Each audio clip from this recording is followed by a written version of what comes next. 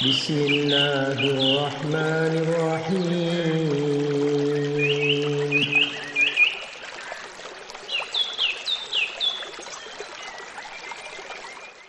Bismillahirrahmanirrahim. Assalamualaikum warahmatullahi wabarakatuh. Waalaikumsalam warahmatullahi wabarakatuh. Alhamdulillah, wassalatu wassalamu ala rasulillah wa ala alihi wa sahbihi wa mawala. Yang Allah muliakan, Ibunda Yuli, ya. Alhamdulillah kemarin ketemu Bunda pada waktu mengisi pengajian di pengajian Bapak Dodi, ya.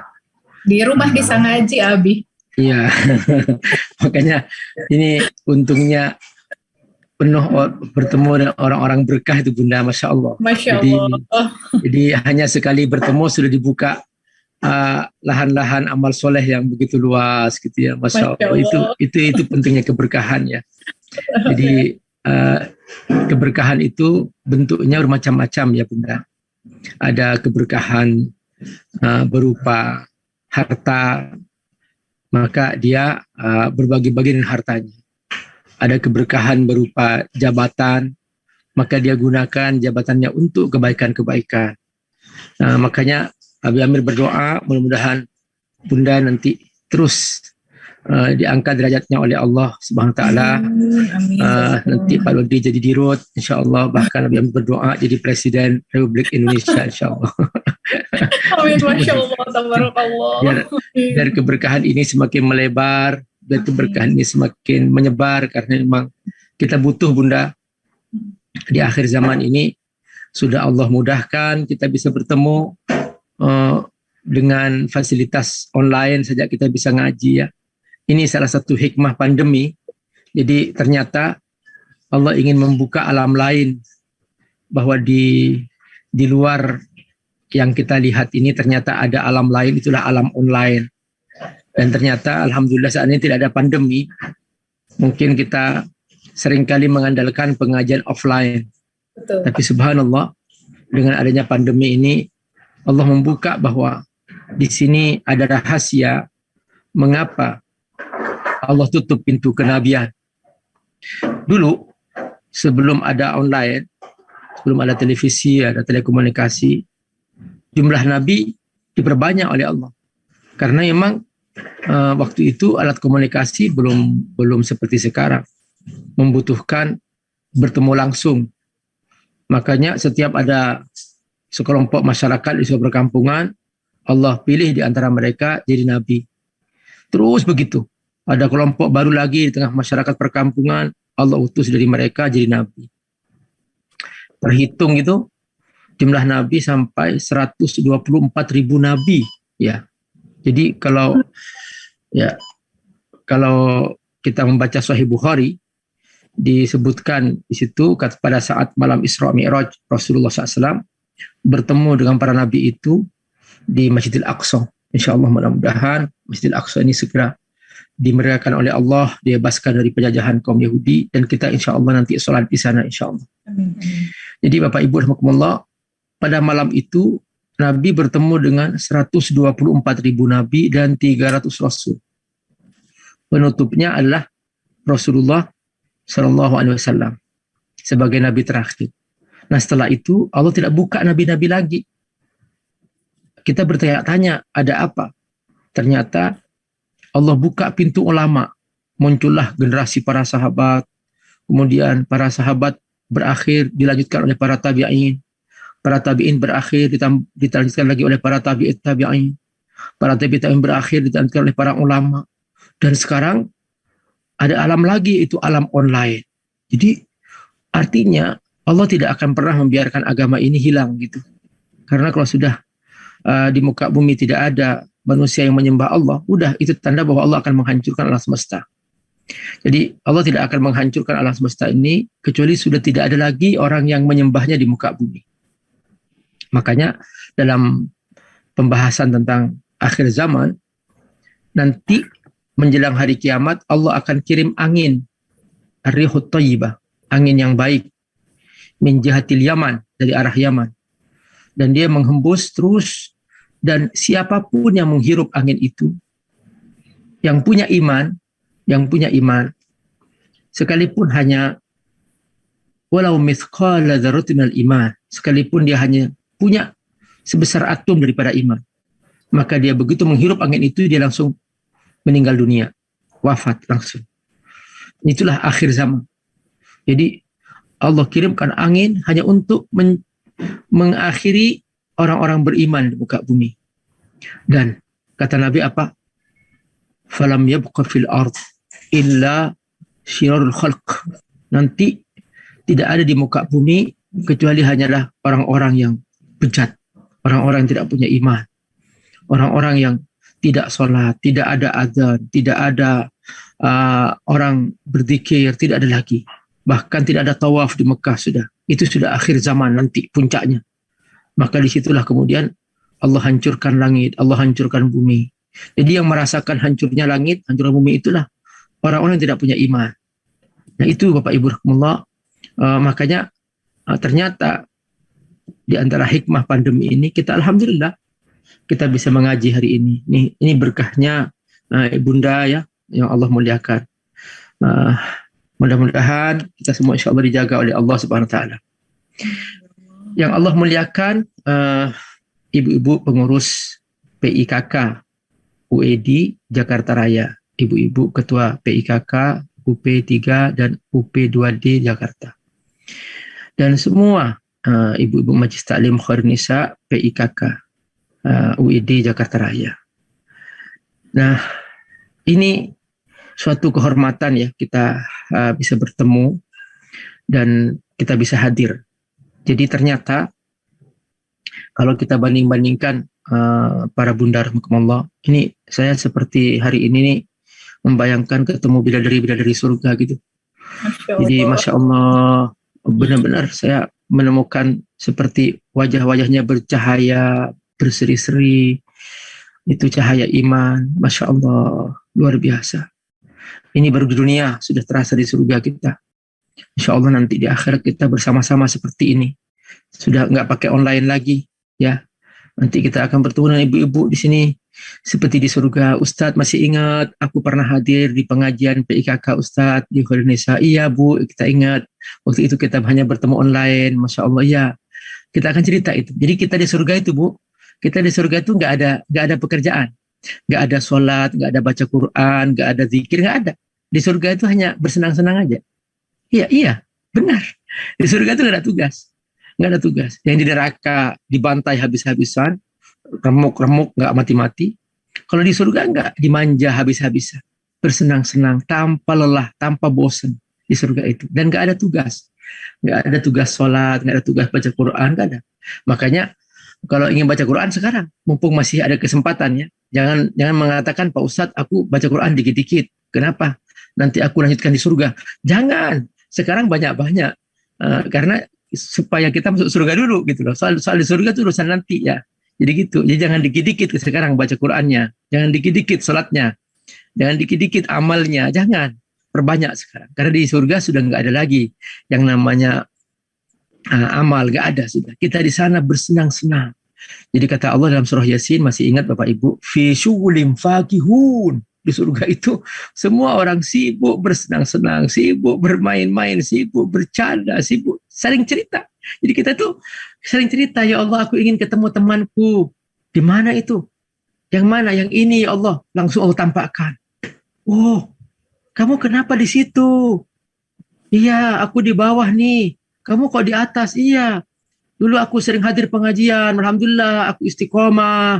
Oh gitu, aduh aku ternyata males-malesan nih, aku hanya datang waktu itu pura-pura saja gitu. Akhirnya saya di bawah nih. Akhirnya kita cerita sama Allah, ya Allah, dia temanku, kita pernah makan bersama-sama, kita pernah ngaji bersama-sama, kita pernah berjalan-jalan bersama-sama di dunia mentaatimu, ya Allah. Tolong ya Allah, angkat derajatnya ke surga ke atas. Maka langsung Allah berikan syafaatnya, maka dia diangkat ke atas. Itu untungnya persahabatan gitu ya. Jadi kita ini bersahabat dalam rangka itu. Kita bersama-sama ngaji itu, karena itu makanya persahabatan kita ini kita jaga supaya menjadi persahabatan dalam rangka mentaati Allah Subhanahu wa ta'ala. Itu ibu-ibu, Masya Allah. Dan nanti nih ibu-ibu nih, ini di dunia aja, saya barusan ya, Masya Allah, melihat wajah ibu-ibu itu cukup cantik-cantik banget gitu ya. Masya Allah, ini baru di dunia, baru di dunia. Masya Allah, luar biasa ya. Nah, nanti di surga, ibu-ibu nih, yang semuanya kita insya Allah masuk surga. Itu apa kata Nabi? Maka dia akan menjadi paling cantiknya bidadari. Jadi wanita-wanita dunia, perempuan-perempuan dunia yang masuk surga, dia akan mengalahkan kecantikan bidadari. Jadi ibu-ibu jangan khawatir, sekalipun bapak-bapak yang masuk surga itu nanti dapat tawaran bidadari, itu nggak ada apa-apanya Bu dibanding kecantikan ibu-ibu nanti di surga. Apa kata Nabi? Nanti dia lau ittola'at nisa'u ahlil jannah, kata Nabi. Kalau nanti wanita di dunia yang masuk surga, dia seandainya sekarang sudah ada, lalu dia nongol dari pintu surga ke bumi, la adha'atid dunya binuri wajhiha min masyriqiha ila maghribiha. Niscaya nanti akan terpancar cahaya mukanya itu ke seluruh antero alam semesta dari timur dan barat. Wala syamma raihanatuha ad-dunya, dan nanti harumnya itu akan tercium kepada semua penduduk bumi. Itu ya, ibu-ibu, seandainya nih sekarang penduduk bumi ini dari perempuan-perempuan bumi ini yang ada yang sudah masuk surga. Kan sekarang masih belum waktunya karena belum akhirat kan. Jadi tidak ada yang belum masuk surga nih. Kenapa? Karena masih belum waktunya kita di akhirat nanti. Nah, tapi Nabi sudah memberikan perumpamaan. Saking cantiknya wanita-wanita dunia kalau sudah masuk surga, tak terhingga. Jadi insya Allah bapak-bapak akan terus ya menggandeng kita. Makanya perjuangan kita nih ibu-ibu, terus kawal nih bapak-bapak, kawal bapak-bapak ini jangan sampai membawa harta haram ke rumah, jangan sampai tergiur hanya dengan secuil harta. Karena secuil harta haram itu ya namanya harta haram ya. Kata Allah, wailun lil mutaffifin. Mutaffifin itu sebetulnya kalau dalam bahasa sekarang disebut koruptor ya. Mutaffifin itu koruptor. Jadi langsung kata Allah, wailun lil mutaffifin. Masuk neraka orang yang koruptor gitu. Orang yang korup itu mengerikan sekali. Padahal pengertian mutaffifin ini adalah orang-orang yang korupsi sedikit aja. Jadi kalau dulu di zaman Nabi itu di pasar-pasar itu banyak sekali orang-orang yang punya 2 timbangan. Pas Nabi hijrah ke Madinah itu Nabi menemukan masyarakat Madinah itu ternyata punya 2 timbangan. Timbangan yang satu, timbangan yang benar untuk menimbang kalau dia beli barang sehingga dia mendapatkan barang dengan lengkap. Tapi timbangan yang satunya timbangan yang salah, yang menipu, mengurangi 1 on 2 on sedikit aja yang dikurangi untuk menjual barangnya sehingga orang yang membeli itu dapat dikurangi sedikit. Itu aja. Langsung Allah firman, wailul lil mutaffifin, masuk neraka orang yang korup gitu. Meskipun sedikit. Nah, ini artinya apa? Artinya gini, ibu-ibu dan Allah.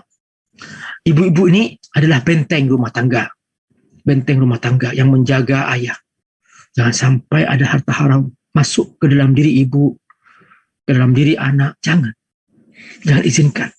Mending kita hidup sederhana, hidup apa adanya. Mau ngapain sih di dunia ini?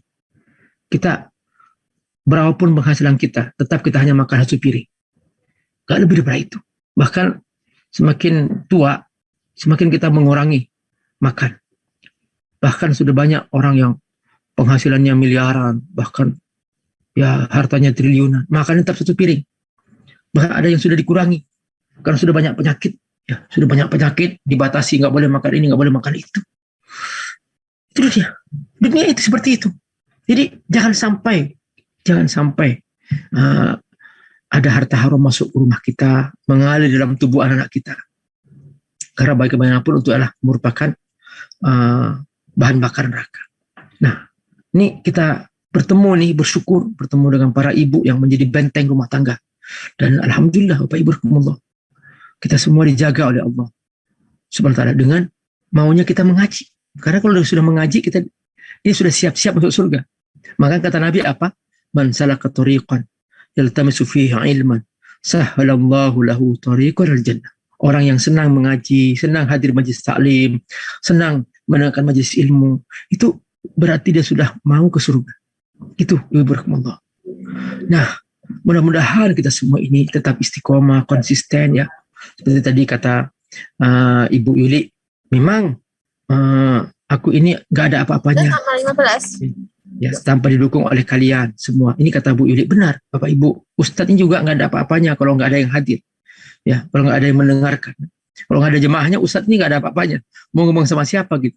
Makanya Ustadz ini bisa beramal karena ada ibu-ibu. Masya Allah, apalagi dibuka pengajian ini. Saya mungkin nggak bisa ketemu ibu-ibu kalau tidak karena melalui misalnya salah satu pimpinan dari situ tadi yang terpilih adalah Ibu Yuli ya, kesempatan untuk membuka pintu ini. Alhamdulillah. Nah itulah amal jariah. Amal jariah nih Ibu. Jadi nanti nih ibu-ibu semua yang terlibat, yang hadir semua ini kebagian pahala kebaikannya. Nih apalagi nih nanti misalnya ibu-ibu tiba-tiba dari pengajian ini benar-benar mempraktekkan di rumah tangganya. Tadi Pak Ustadz ngisi begini. Oh ayo kita amalkan. Ayo kata Ustadz tadi kita berusahakan jaga hubungan Allah, kita sholat, kita puasa, kita berzikir, kita baca Quran. Nah diamalkan. Maka setiap orang yang mengamalkan karena majlis taklim ini, itu semua yang terlibat untuk mengurus majlis taklim ini, itu kebagian pahalanya. Apalagi dia mengajarkan anaknya nanti jadi ustadz punya murid ribuan. Masya Allah, itu mengalir terus pahala itu.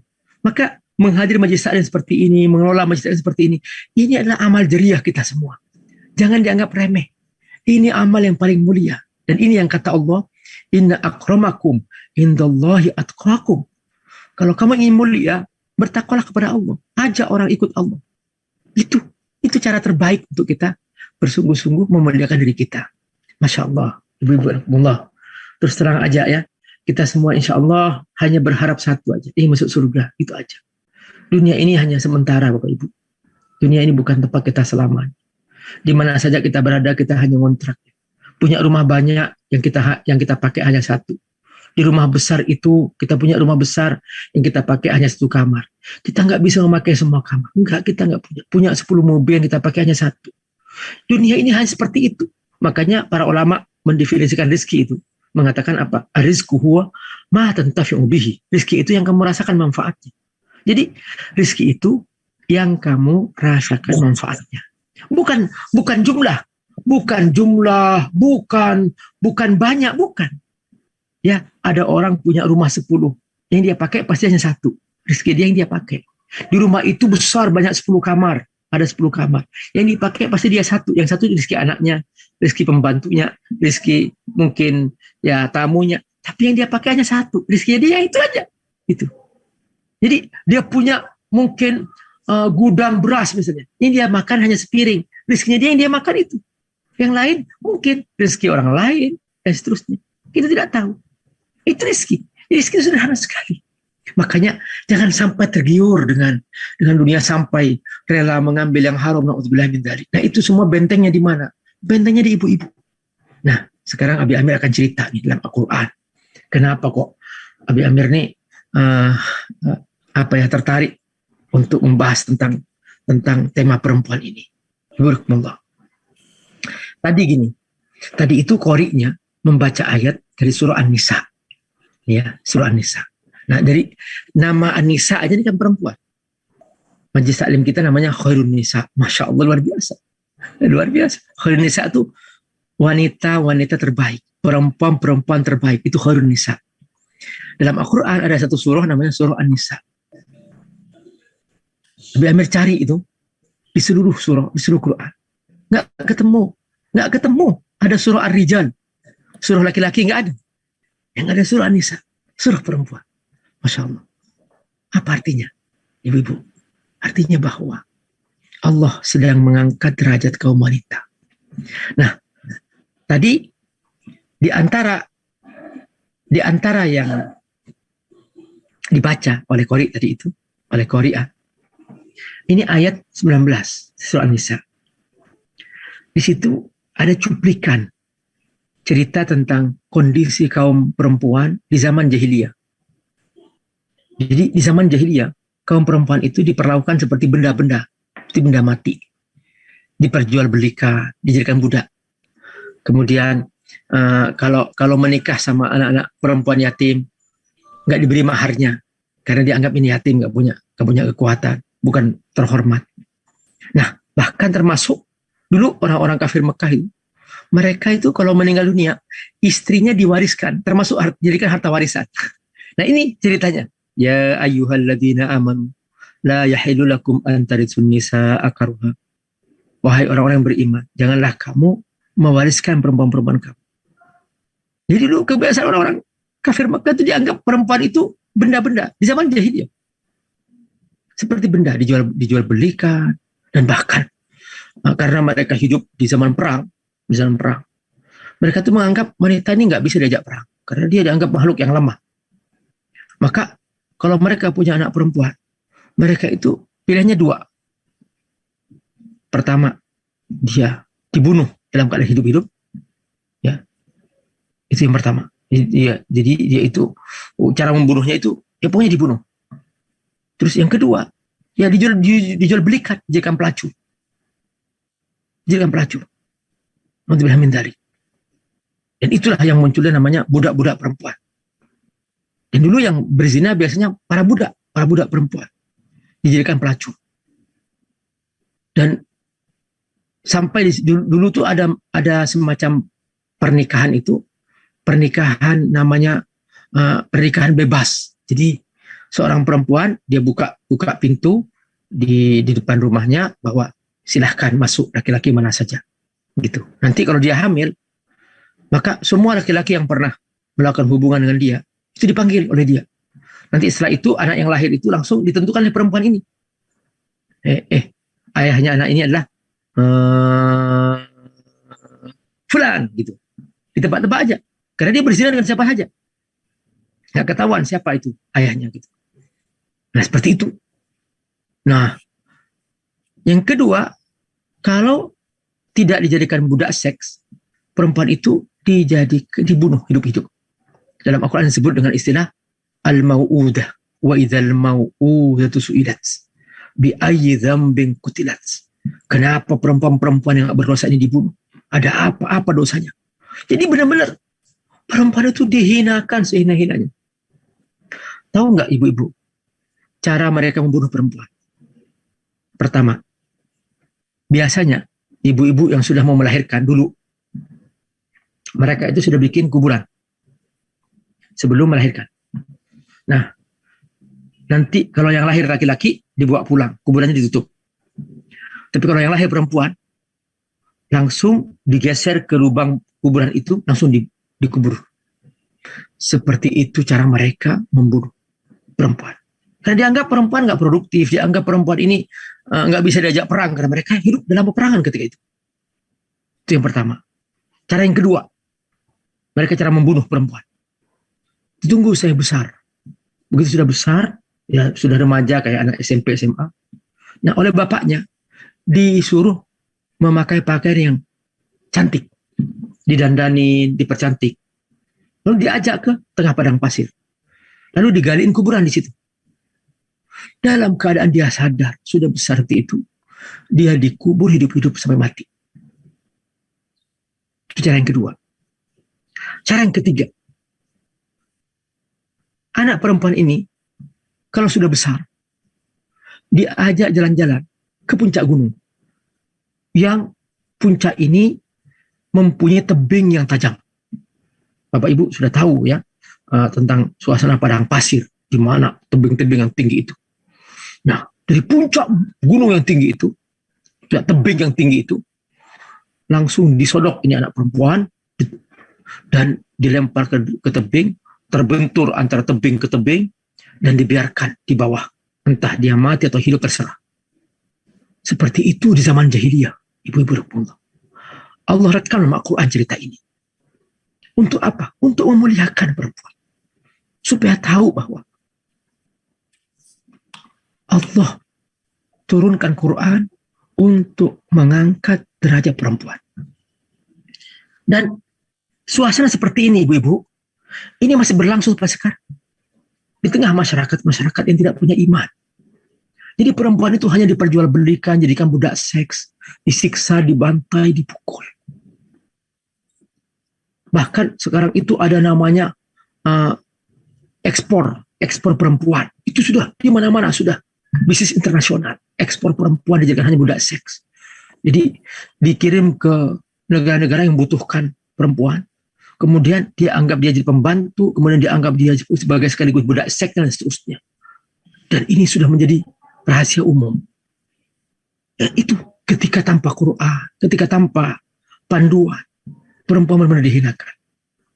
Tapi subhanallah, ibu berkumullah, ketika turun Quran, datang Quran, kita beriman kepada Allah, beriman pada Quran, kita semua dimuliakan. Makanya Allah rekam cerita cuplikan ini. Ya ayyuhalladzina amanu, wahai orang-orang yang beriman, la yahilu lakum antarisun nisa'a karha. Jangan kau paksa itu perempuan kamu jadi harta warisan. Wala taqtuluhun litadhhabu bi ba'di ma ataitumuhunna illa ayyatina fahiyatin mubayyinah. Kamu jangan ambil lagi harta warisannya kalau kau menceraikannya. Jangan kau ambil lagi harta warisan karena dia anggap dulu lemah perempuan itu. Jadi dirampas hartanya, dia rampas harta warisannya. Sekarang masih ada nih orang-orang yang nggak punya iman, orang-orang yang memperlakukan perempuan dengan semena-mena gitu. Banyak sekali ini kasus-kasus istilah KDRT, kekerasan dalam rumah tangga. Na'udzubillah min dzalik, masih ada. Bapak Ibu, makanya Allah memberikan panduan, jangan sampai sedikit pun menghinakan wanita. Jangan sampai wanita dihinakan. Nabi Muhammad SAW menjelang wafatnya pada saat sakaratul maut diminta oleh malaikat pencabut nyawa untuk berpesan. Muhammad, ada pesan apa? Nabi berpesan apa? Di antaranya pesannya adalah ittaqu an-nisa.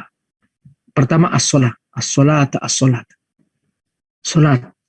Tolong jangan sampai diabaikan sholat. Nih ibu-ibu nih, sesibuk apapun tolong sholat. Sholat penting, Bu. Kalau sudah nggak ada sholat, udah nggak ada harganya kita. Jaga sholatnya suami. Kalau ingin suami tetap lurus. Jaga sholatnya anak. Jangan yang tanya makannya dulu. Nah, sudah makan belum? Jangan. Sudah sholat belum? Itu aja pertanyaannya. Karena kalau sudah sholat, sudah aman. Pokoknya ibu-ibu ngontrol sholat. Suami tentang sholat. Telepon. Pak, sudah sholat belum? Ini sholat duhur. Pak, sudah sholat asar belum? Ini sudah sore. Tanyakan. Karena kalau sudah sholat, aman. Anak juga demikian, dikontrol. Kamu sudah sholat, nak? Jangan hanya dimakan. Atau yang ditanyakan. Yang ditanyakan itu adalah yang dia menjadi kewajibannya. Itu yang paling penting. Dalam mengontrol keluarga. Nah, karena itu, di sini ada pesan dari Allah. Wa'ashiruhunna bil ma'ruf. Ini perintah untuk para suami, ya, pada ayat yang sama, ini masih ayat 19 surah An-Nisa. Perintah pada para suami, wahai para suami, kalau kamu memperlakukan istrimu, jangan sekali-kali kamu memperlakukannya dengan kasar.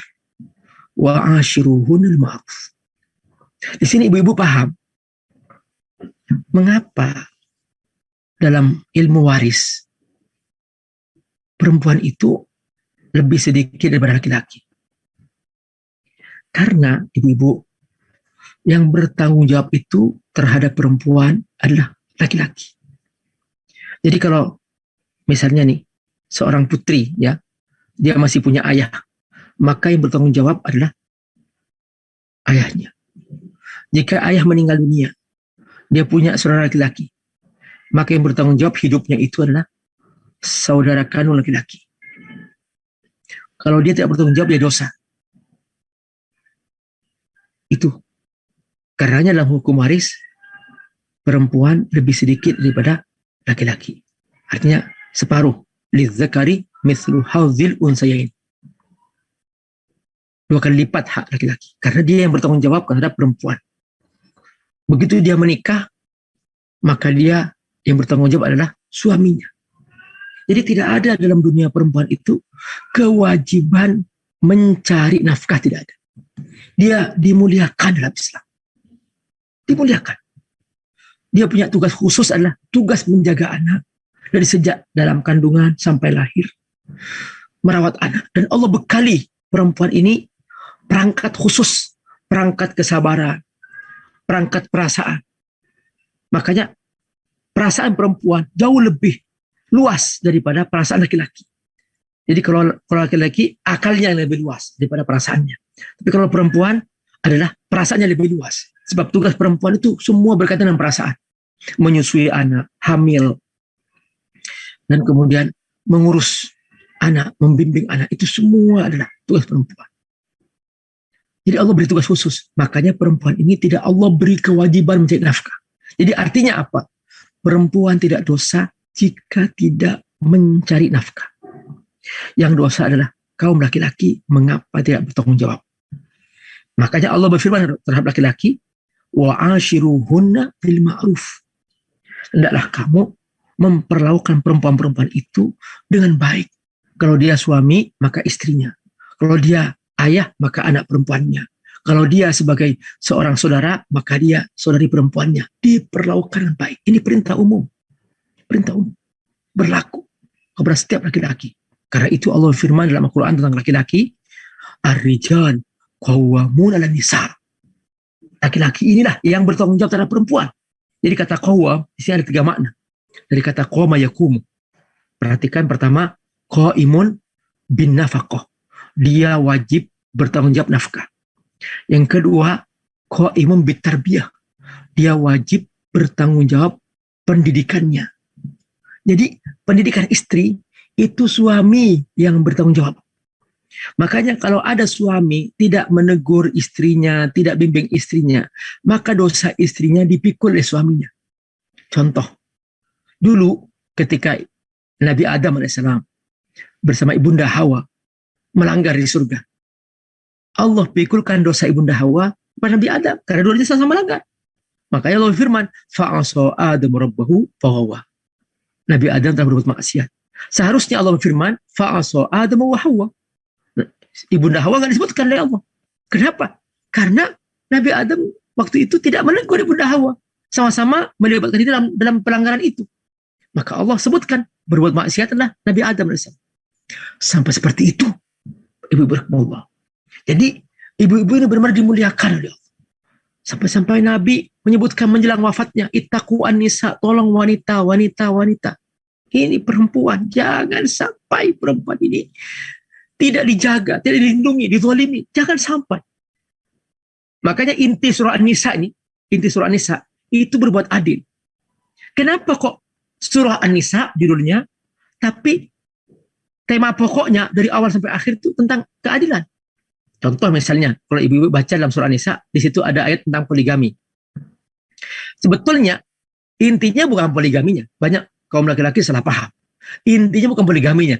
Intinya adalah adilnya.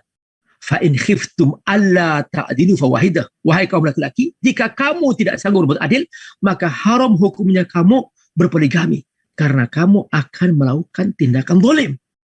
Itu yang tekankan tentang adilnya. Tapi sayang banyak para suami salah paham, lalu kemudian dia ingin bersenang-senang hanya untuk semata kepentingan nafsu. Padahal intinya adalah sebenarnya berbuat adil. Dan surah An-Nisa dari awal sampai akhir tentang berbuat adil semuanya.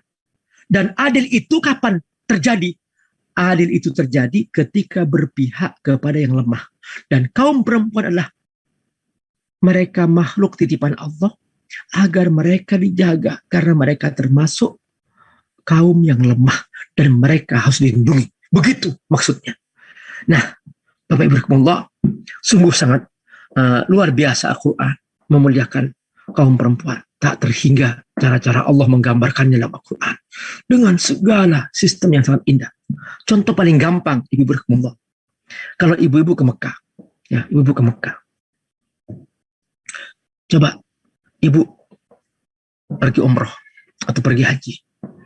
Habis tawaf, ibu-ibu melaksanakan sa'i. Ya, sa'i. Sa'i itu tahu enggak ceritanya? Sa'i itu ceritanya dari Ibunda Hajar. Dari Ibunda Hajar yang dulu mencari air pada saat Nabi Ismail, sang putra, kehausan. Dia berjalan bolak-balik dari Sofa ke Marwah. Bolak-balik. Allah abadikan perjuangan sang bunda ini menjadi sebuah ibadah sa'i. Dan Allah wajibkan semua laki-laki yang pergi umrah, pergi haji untuk ikut jejak ini. Masih kurang apa? Kalau sama wanita dihinakan, maka tidak ada lagi. Ya, kalau wanita dihinakan, maka nggak ada yang muliakan seperti ini. Nggak akan diabadikan. Nggak akan diabadikan ini. Tapi karena Allah memuliakan kaum wanita, Allah abadikan menjadi ibadah umrah, menjadi ibadah haji yang setiap laki-laki wajib ikut jejak ini. Masya Allah, barakallah. Ada yang berkata, Pak Ustadz, itu perempuan dalam Islam. Mengapa kok disuruh? Kenapa kok disuruh pakai hijab? Itu karena kesulitan, Pak Ustadz. Kalau di luar negeri itu, di musim panas, kesulitan, Pak Ustadz. Panasan, pengap, Pak Ustadz. Kenapa? Ini pernah suatu hari ada seorang anak muda. Waktu itu saya mengisi pengajian di Masjid Al-Hikmah ya di New York. Ada seorang anak muda bertanya, dia mengatakan bahwa, Sir, you know in Islam, woman is should be covered. Jadi perempuan dalam Islam itu wajib menutup pakaiannya dan ini kesulitan bagi mereka. Biarkan aja buka-buka aurat gitu. Saya kan, ini orang nggak punya iman. Dia bertanya seperti itu. Gimana cara menjelaskannya? Akhirnya apa? Saya pakai contoh aja. Saya ambil 2 manisan. Di depan saya pas ada ada manisan yang diberikan kepada seorang penceramah ketika itu. Saya ambil 2 manisan itu. Saya buka bungkusnya. Terus yang satu saya tetap biarkan bungkusnya. Terus saya lempar ke tanah. Saya tanya ke dia, which one you choose? Mana manisan yang kamu pilih? Yang kebuka, yang kotor, atau yang ketutup? Dia bilang, the covered one, yang tertutup. That is the thing. That's the nature of man. He want to choose the purified one. Bahwa tabiat laki-laki itu, dia ingin yang suci. Dan kesucian itu terdapat ketika dia menutup dirinya. Sama, makanan juga demikian. Makanan tertutup, dia nggak akan dihinggapi lalat. Tapi, makanan yang kebuka, banyak lalat yang hinggap di situ. Dan banyak penyakit. Dan terbukti secara penelitian ilmiah, di negara-negara barat misalnya, itu kaum perempuan yang menutup auratnya. Mereka lebih terhormat. Mereka lebih terlindungi. Dan tidak ada orang mengganggu. Tapi perempuan-perempuan yang membuka auratnya itu banyak menjadi korban seks di situ. Sampai-sampai ada sebuah buku yang ditulis oleh salah seorang peneliti dengan judul The Failure of Feminism, runtuhnya feminisme. Dalam buku itu diceritakan bahwa ternyata pembebasan kaum perempuan itu sebebas-bebasnya dengan buka aurat dan telanjang di mana-mana. Ternyata itu bukan kemuliaan bagi perempuan. Justru itu penghinaan bagi perempuan. Dan bahkan hanya menjadikan perempuan itu menjadi korban seks bagi laki-laki yang hidung belang dan seterusnya. Seperti itu. Jadi jilbab, hijab, ini semua untuk kemuliaan perempuan. Makanya sampai-sampai dalam pakaian ini kita diajarkan jangan sampai menampakkan lekuk-lekuk tubuhnya. Oleh karena itu dalam hadis dikatakan bahwa kalau masih menampakkan lekuk-lekuk tubuhnya, benar sekarang lagi musim nih, musim ya jilbab apa istilahnya saya nggak tahu, jilbab yang dia itu menampakkan lekuk-lekuk tubuhnya. Nabi menyebutkan istilah apa? Jadi Nabi seakan-akan hadir sekarang, karena ternyata di zaman jahiliyah dulu juga ada, gitu. Jadi Nabi seperti melihatnya bahwa nanti akan ada pakaian, dia itu menutup auratnya, tapi menampakkan dengan ketat lekuk-lekuk tubuhnya. Makanya Nabi dikatakan apa?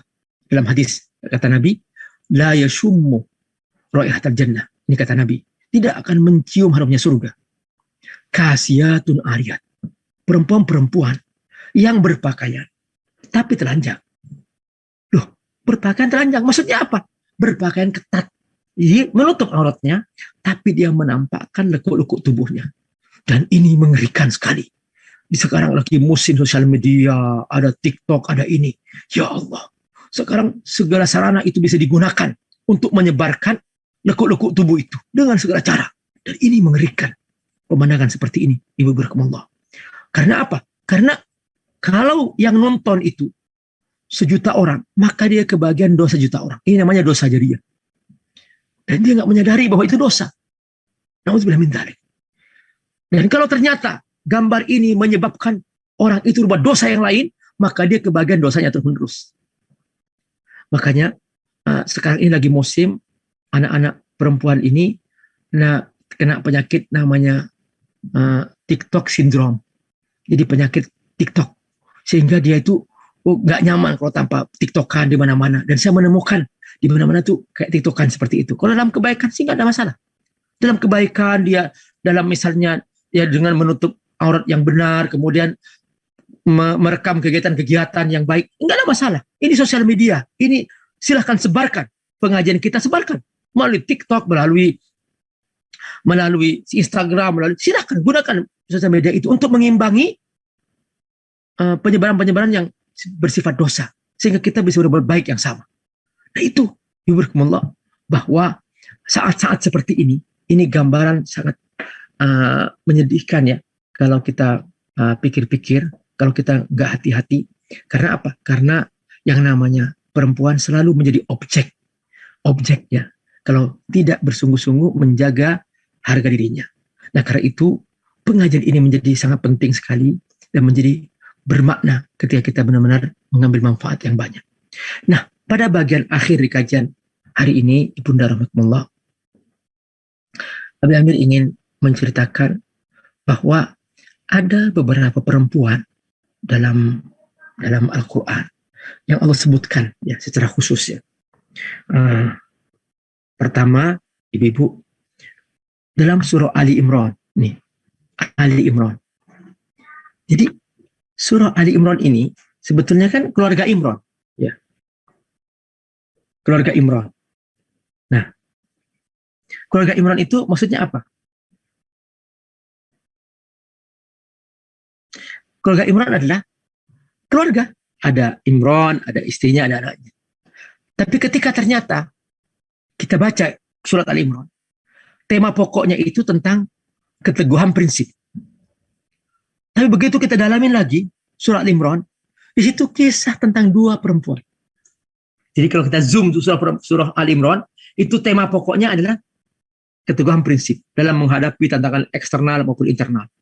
Namun di zoom lagi surah Al-Imran itu, yang nampak apa? 2 perempuan, yaitu istri Imran dan ibunda Maryam. Allahu Akbar. Judulnya keluarga Imran, tapi sejatinya ingin menceritakan 2 perempuan yang mulia. 2 perempuan penegak peradaban manusia. Itulah istri Imran dan ibunda Maryam. Ceritanya apa, Bu? Bahwa kedua perempuan ini perempuan yang punya prinsip yang teguh. Seakan Allah mengatakan bahwa kalau kamu ingin punya prinsip teguh, belajar di 2 kisah ini. Itu kisah istri Imran dan kisah ibunda Maryam. Masya Allah. Coba kalau ibu buka Qur'annya ya, di situ ayat 35 surah Ali Imran. Di situ Allah merekam. Idz qalat imra'atu Imran. Ya. Ketika berkata istri Imran, Rabbi inni nadartu laka ma fi batni muharrara. Ya Allah, aku bernazar. Kalau anakku nanti lahir, muharrara, aku akan jadikan dia yang berkhidmah ke Masjidil Aqsa. Ini keteguhan prinsipnya. Dia teguh, pokoknya anakku akan aku wakafkan untuk berkhidmah ke Masjidil Aqsa. Yang bernadar siapa? Perempuan. Untuk menjaga masjid. Masjid adalah merupakan simbol peradaban. Perhatikan. Maka perempuan-perempuan ini ternyata dalam Al-Quran Allah rekam untuk menjadi penegak peradaban. Jadi keselamatan rumah tangga itu dari perempuan. Semuanya. Dan ibu-ibu tahu bahwa banyak sekali korupsi terjadi. Itu karena bisikan perempuan. Tadinya bapak ini baik-baik saja. Tapi kan dibisikin lah istrinya. Pak, tetangga kita sudah punya mobil. Papa kapan? Mau kamu? Iya. Maka langsung masuk kantor, sikut sana, sikut sini, dapat mobil. Setelah itu ditangkap oleh KPK. Kan nggak nyaman. Gitu. Nah itu. Banyak sekali. Bisikan-bisikan itu dari istri. Nah kalau dia nggak baik. Makanya di sini Allah gambarkan bahwa peradaban itu tegak karena perempuan. Sebagaimana juga peradaban itu rusak karena perempuan. Maka Allah jaga ini. Allah ceritakan, kalau kamu yang jadi seorang istri, jadilah seperti istri Imran. Yang semua kehidupannya itu diwakafkan untuk Allah SWT. Termasuk anaknya, ya Allah aku wakafkan. Ini. Nadartu laka ma fi batni muharrara. Muharrara maksudnya sebagai yang berkhidmat ke Masjidil Aqsa. Fataqabbal minni, terimalah ya Allah. Innaka antas samiul alim. Engkau maha mendengar, maha mengetahui. Masya Allah. Apa yang terjadi? Dulu, kebiasaan orang-orang yang berkhidmat di Masjidil Aqsa itu laki-laki. Ternyata yang lahir perempuan. Falamma wadu'atha qalat rabbi inni wada'tuha unsa. Ya Allah, kok yang lahir perempuan ya Allah? Aku kan sudah bernadar ya Allah. Ini untuk Masjidil Aqsa. Kok perempuan yang lahir? Padahal Allah tahu, kan? Wallahu a'lamu bima wadu'at. Allah tahu bahwa itu yang lahir perempuan. Tapi apa kata Allah? Ini bukan perempuan biasa. Allah menyebutkan apa? Ini nggak bisa dibandingkan dengan laki-laki yang lain. Ini bukan perempuan biasa. Walaisa dzakaru kal unsa. Ini perempuan yang aku persiapkan untuk lahir darinya seorang nabi nanti. Itulah Maryam. Perempuan lagi Allah bicarakan. Wa inni samaituha Maryam. Wa inni u'idzuha bika wa dzurriyyataha minasyaitonir rajim. Ayat 26. Langsung diterimalah. Fataqabbalaha rabbuha biqabulin hasanin wa ambataha nabatan hasana wa kaffalaha Zakaria. Maka begitu lahir Ibunda Maryam, tetap Ibunda Maryam tetap ditugaskan untuk menjaga Masjidil Aqsa, dan dia ditempatkan di mihrab khusus, di tempat yang benar-benar steril, suci, hanya untuk beribadah. Dan yang menanggung hidupnya di mihrab itu adalah Nabi Zakaria yang terpilih. Dulu para pendeta itu para pendeta di zaman dulu itu, mereka berlomba ingin menjadi ayah asuh Ibunda Maryam. Ingin menjadi ayah asuh Ibunda Maryam. Semua berlomba-lomba karena dia berkhidmah di Masjidil Aqsa. Ingin dapat kemuliaan. Nah ini pentingnya Allah. Kita itu mengurus anak-anak yang menghafal Quran di pesantren.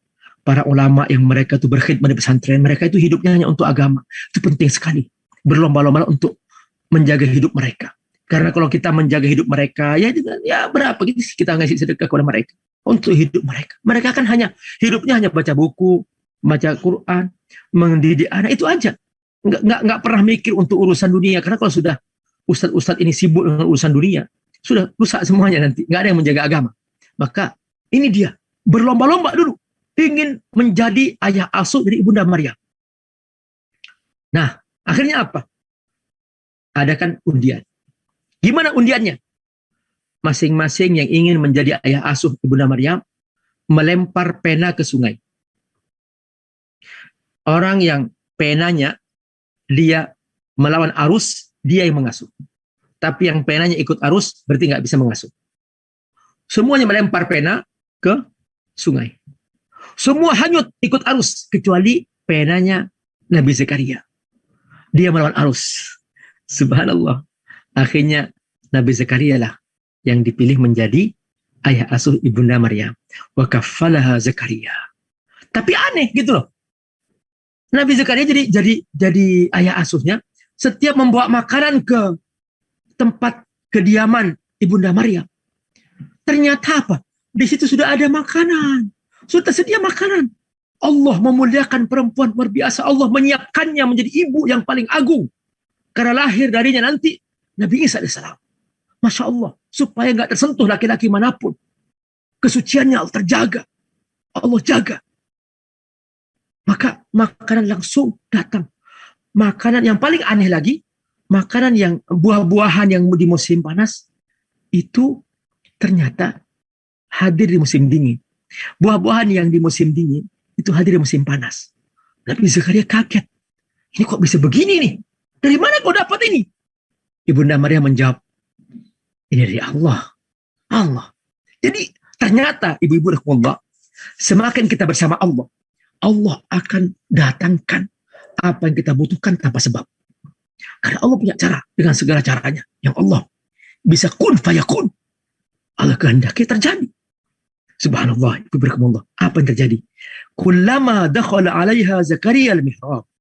Setiap Nabi Zakaria masuk ke mihrab. Wajada indaha rizqa. Kok kamu sudah dapat makanan dari mana ini? Qala ya Maryam, anna laki hada, wahai Maryam, dari mana kau dapat makanan ini? Qalat huwa min indillah, ini dari Allah. Ini ayat 27. Ya. Huwa min indillah, ini dari Allah. Innallaha yarzuqu may yasha' bighairi hisab. Suka-suka Allah. Allah ngasih siapa yang Allah sukai. Maaf Bu, itu ayat 35, 36, 37. Kelihatan saya melihat huruf 2 ya. Mungkin ada ibu-ibu yang memantau di surah Imran. Itu ayatnya itu 35 ya. 35, 36, 37. Bukan 27. Nah ya itu. Itu ceritanya. Makanya langsung Nabi Zakaria juga berdoa kepada Allah ketika itu. Nabi Zakaria ingin seperti Maryam. Seperti Bunda Maryam. Langsung dari Allah. Karena Nabi Zakaria merindukan seorang anak. Sudah bertahun-tahun ingin punya anak. Hunalika da'a Zakaria rabbah. Nabi Zakaria berdoa langsung. Ayat 38. Qala rabbi habli min ladunka dzurriyyatan thayyibah. Qala rabbi habli min ladunka dzurriyyatan thayyibah. Innaka sami'ud du'a. Ya Allah, beri aku anak yang baik. Engkau Maha mendengar. Dan langsung Allah terima doanya. Karena berkhidmah kepada orang-orang soleh. Orang-orang yang suci. Subhanallah, berkhidmat. Itu menjadi penyebab diterimanya doa. Jadi kalau ibu-ibu punya hajat, Masya Allah, bersedekahlah kepada mereka, para penghafal Quran, para ulama, para guru, yang mereka itu orang-orang hanya ngurus agama Allah. Langsung Allah terima doanya, Allah beri anak. Fanadathul malaikatu wa huwa qa'imun yusalli fil mihrab. Saat Nabi Zakaria sedang sholat, sedang beribadah di mihrab. Annallahi yubashshiruk biyahya musaddiqan bikalimatin minallah wa sayyidan wa hasuran wa nabiyyan minas salihin. Ya Zakaria, Allah telah memberikan kabar gembira. Kamu punya anak insyaallah dengan cara Allah bernama Yahya. Nabi Zakaria kaget.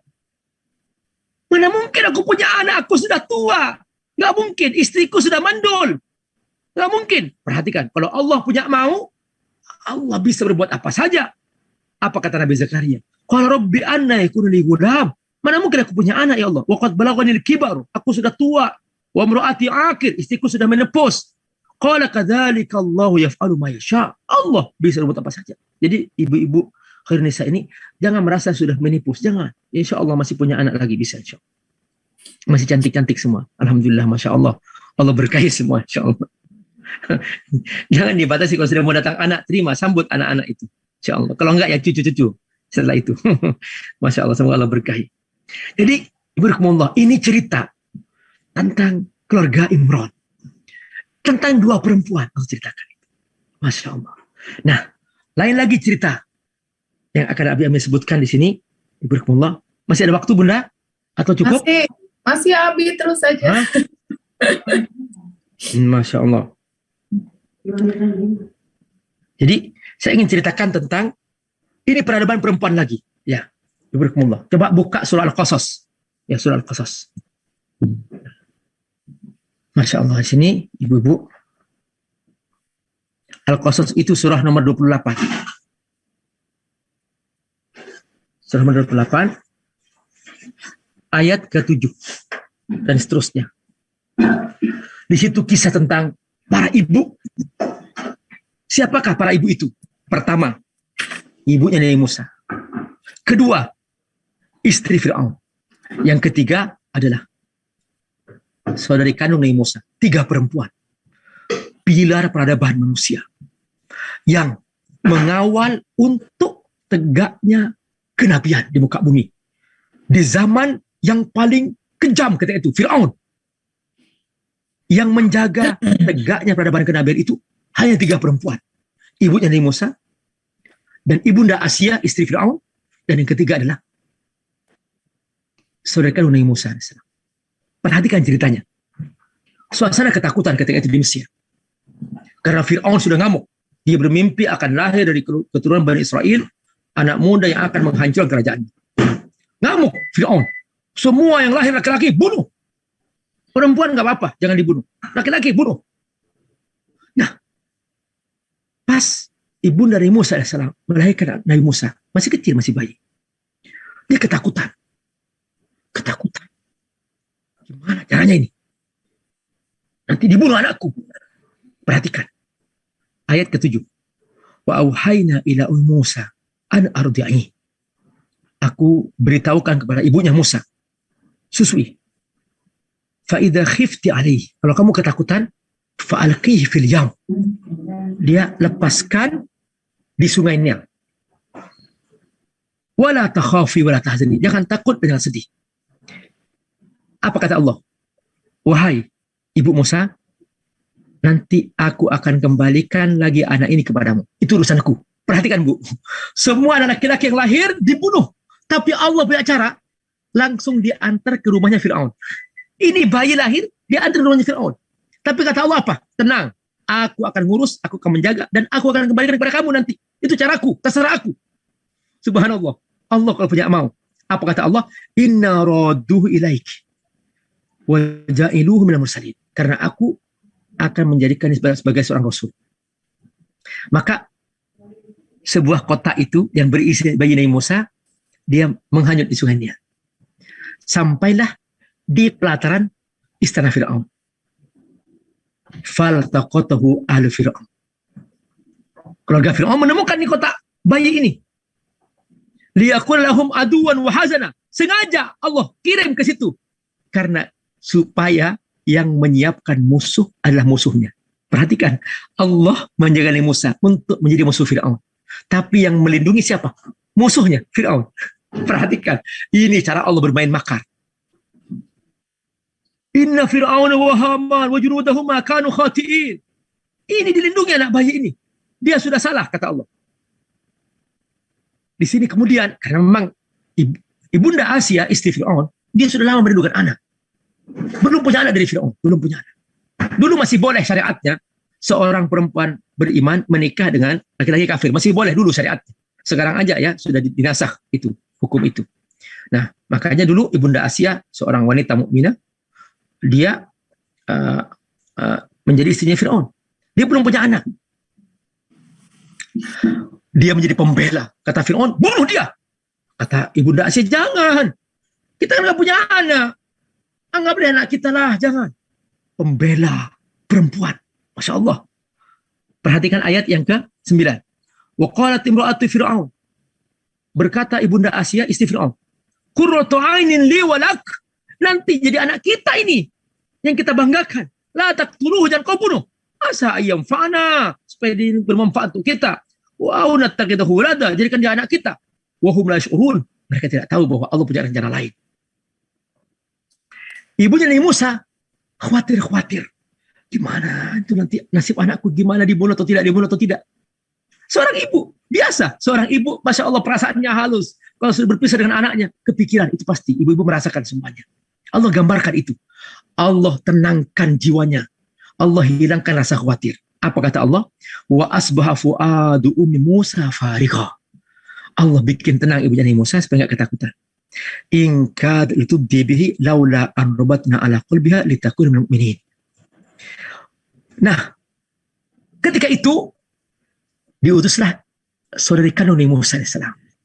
Coba kamu datang ke sana, intip apa yang terjadi kepada Musa. Maka berangkatlah saudari kandung Nabi Musa AS. Nggak ada yang tahu bahwa dia saudari kandungnya. Nggak ada yang tahu. Perempuan ini masuk ke istana, dia bisa bertemu dengan perempuan itu. Mengintip apa yang terjadi kepada Nabi Musa AS. Perhatikan. Wa qalat li ukhtihi qussihi. Saudari kandung Nabi Musa beroperasi. Fabasurat bihi an junubin wa hum la yash'urun. Nggak ada yang tahu bahwa itu saudari kandung Nabi Musa AS. Subhanallah. Allah membuat Nabi Musa menangis. Ingin nyusu. Dan dipanggil semua perempuan yang menyusui. Gak mau. Gak ada yang mau. Allahu Akbar. Nabi Musa diperintahkan oleh Allah. Musa jangan menyusu pada siapapun. Kecuali pada ibu kamu. Maka dia menangis. Datanglah saudara kandung Nabi Musa AS. Dia pura-pura menjadi seorang yang berjasa. Bagaimana kalau aku tunjukin seorang ibu yang mungkin itu cocok untuk bisa menyusui dia? Boleh, bisa, iya. Subhanallah, ini perhatikan. Wa harramna alaihil maradi'ah. Kami buat Nabi Musa enggak mau menyusu pada siapa pun. Min qablu faqalat hal adullukum ala ahli baitin yakfulunahu lakum wa hum lahu nasihun. Dia hadir sebagai seorang penasehat. Kalau kamu mau aku kasih solusi supaya dia enggak nangis, aku tunjukin seorang ibu mungkin cocok susunya. Maka dibawalah Nabi Musa ke rumah ibu itu dan cocok kan bang ibunya. Faradatnahu ila ummihi. Ayat selanjutnya ayat 13. Faradatnahu ila ummihi kay taqarra 'ainuha wa la tahzan. Maka kembalikan Nabi Musa kepada ibunya. Wa li ta'lam anna wa'dallahi haqq walakinna aktsaruhum la ya'lamun. Supaya tahu bahwa janji Allah pasti. Allah yang pasti. Ini semua ibu-ibu rahmatullah untuk menjaga pilar kenabian. 3 perempuan. Ibu Nabi Musa dan istri Fir'aun ibunda Asia dan kemudian saudara Nabi Musa AS. Inilah kisah-kisah perempuan dalam Al-Quran. Kemuliaan tak terhingga. Yang seandainya ketika itu nggak ada perempuan-perempuan mulia ini, mungkin kita hari ini nggak beriman karena kenabian terputus. Untung, ada perempuan-perempuan yang menjaga kenabian ini sehingga risalah itu berlangsung sampai sekarang dan kita termasuk orang beriman. Semoga Allah berkahi semua kita. Jazakumullah khairan. Wassalamualaikum warahmatullahi wabarakatuh.